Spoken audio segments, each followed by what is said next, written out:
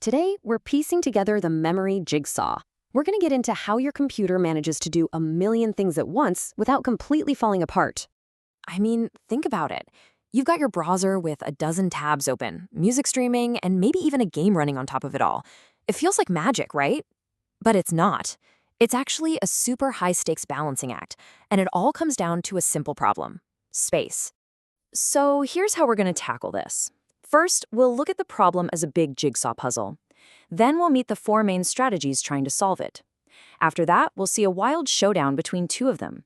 Throw time into the mix to make things complicated, and finally, we'll figure out what really matters: speed or perfection. At its core, this whole thing is really just about fitting a never-ending line of programs into a very, very limited amount of space. You can almost think of your operating system as playing a constant, high-speed game of Tetris with your computer's memory. Okay, let's make this really simple. Just picture your computer's RAM as a long street. And on this street, there are parking spots, but they're all different sizes. You got some tiny scooter-sized spots and some massive truck-sized ones. Now, every single program you launch is like a car that needs to park. Those empty spots, we call those holes in memory. And your operating system, well, it's the parking attendant. Its entire job is to get all these cars parked efficiently. But the big question is, what's the smartest way to do that? And that question brings us to the brains of the operation. See, operating systems use specific rule books, algorithms, to decide where every program goes. So let's meet the main players in this game.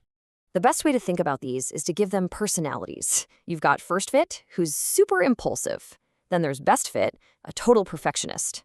Worst Fit is kind of a strange, big picture thinker.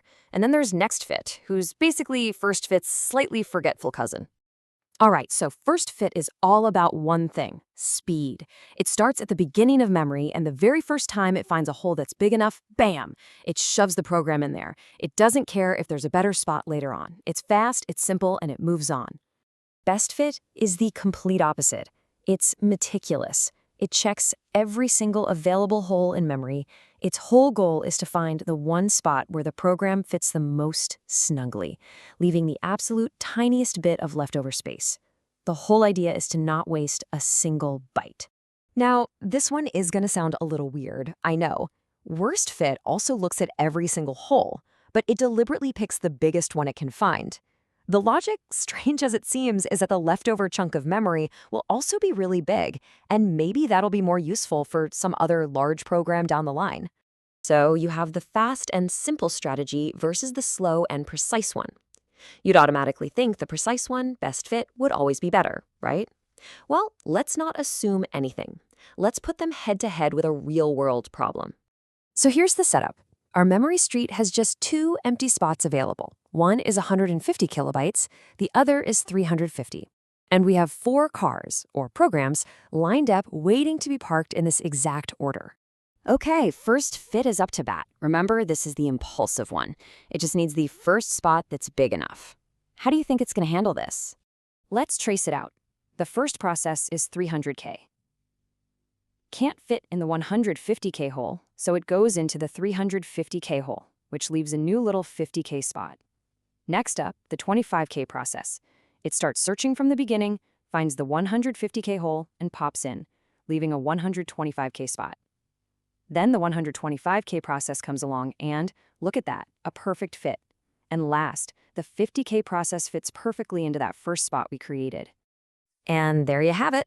First Fit, the simple, just get it done strategy, parks all four cars without breaking a sweat. Easy. All right, now it's the perfectionist's turn. Best Fit's whole mission is to be efficient and leave the smallest holes. Surely it can handle this simple problem, right? Let's watch this unfold. First, the 300K process. Only one choice, the 350K hole. That leaves a new 50K hole. Now, the 25K process arrives. Best Fit looks at its options, the big 150K hole or the new 50K hole. To be perfect, it chooses the 50K hole because that leaves the smallest possible remainder, just 25K. Then, the 125K process goes into the 150K hole, leaving another 25K spot.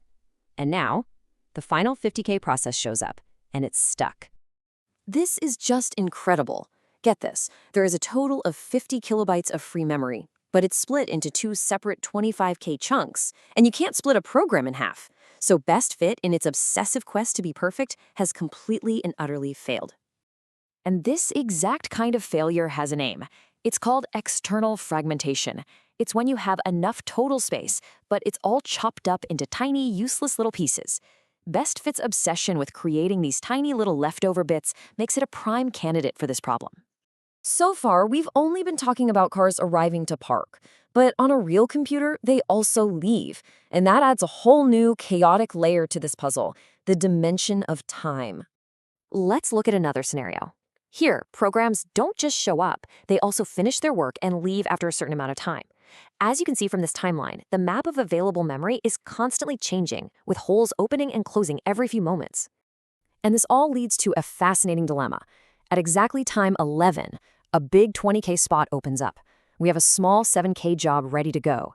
The OS could just put it there, but it also knows that a much more perfect 8K slot is scheduled to open up in just one more second. So what's the right call? Should it wait? And the answer is an absolute hard no. An operating system can't see the future. It lives entirely in the present moment. It can't be sure that other, more urgent job won't show up in that 1 second. So at time 11, there is a valid empty spot. It has to use it. Job 7 gets allocated right then and there. And because of that decision, Job 7 starts at time 11 and runs for 8 units, meaning it finishes at time 19. If the OS had waited for the perfect spot, the job would have finished at time 20. But that would require a crystal ball, and operating systems don't have those. So after all that, what's the takeaway? We've seen the simple strategy win, where the perfectionist choked. And we've learned that you have to make decisions based on the now, not the future. It all boils down to that classic trade-off. Let's just lay it all out. First Fit is a speed demon. But yeah, it can leave some weirdly sized holes. Best Fit and Worst Fit, they're both slow, because they have to search the entire list every single time. And we saw firsthand how Best Fit is a magnet for fragmentation, while Worst Fit can end up wasting huge, valuable chunks of memory. At the end of the day, as our source material puts it, convenience and speed usually win out. In the world of an operating system, making thousands of these choices every second, being fast and reliable is just way more important than being theoretically perfect. And that kind of leaves us with a bigger question, doesn't it? This idea doesn't just apply to memory. All over the world of computing, you see this pattern. A fast, simple, good enough solution often demolishes a slow, complex, supposedly perfect one. It really makes you wonder, in a world that moves this fast, what does perfect even mean anyway?